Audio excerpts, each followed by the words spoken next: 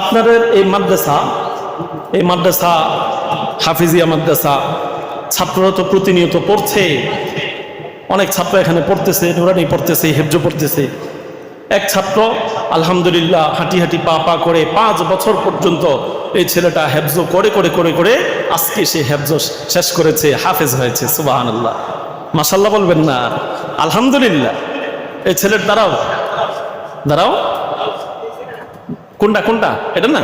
এই তো মাশাআল্লাহ। আসো, নাম কি তোমার? শাহাদাত। এই তো মাশাআল্লাহ, শাহাদাত হেফজ শেষ করেছে।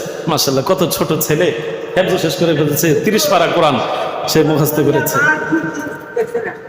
হ্যাঁ, এই ছেলে আল্লাহু আকবার আজকে কোরআন শরীফ হেফজ করার কারণে তার মা বাবার জন্য হাসরের মাঠে নূরের মুকুট পরিধান করার ব্যবস্থা করে ফেলেছে। সুবহানাল্লাহ। এই ছেলের কারণে তার মা বাবার মাথায় নূরের মুকুট পরিহিত হবে। আর এই ছেলেকে আল্লাহ পাক কতটা সম্মানিত করবে। আর এই ছেলের কারণে তার পরিবারস্থ 10 জনের যাদের উপর জাহান্নামের আযাব ওয়াজিব হয়ে গেছে তাদেরকে এই ছেলের সুপারিশের কারণে জাহান্নামের আসামি থেকে মুক্তি দিয়ে দিবে। সুবহানাল্লাহ। আল্লাহ আমার জন্য সুপারিশ করবা। আল্লাহ যদি জাহান্নামী বানায় দেয় সুপারিশ করবা। হ্যাঁ, তোমার আত্মীয় স্বজনের ভিতরে কেউ যদি জাহান্নামী হয়ে যায় তাদের জন্য সুপারিশ করবে। এই ছেলে আজকে এক একটা হরফ পড়বে আর তার মা বাবার আমল নামায় 10টা করে নেকি জমা হয়ে যাবে। সুবহানাল্লাহ।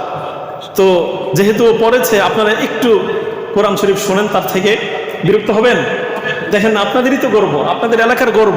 এই কৃতি সন্তান আজকে হাফেজে কোরআন হয়েছে, কালকে আলেমে কোরআন হবে, এরপরে মুফতি হবে, মুহাদ্দিস হবে।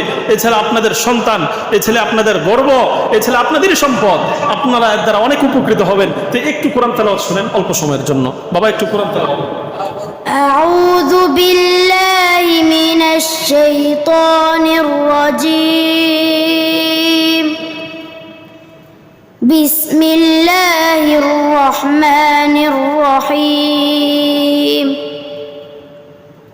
قل أتحاجوننا في الله وهو ربكم ولنا أعمالنا ولكم أعمالكم ونحن له مخلصون.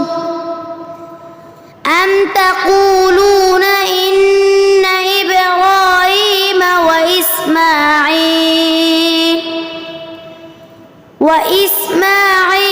وإسحاق ويعقوب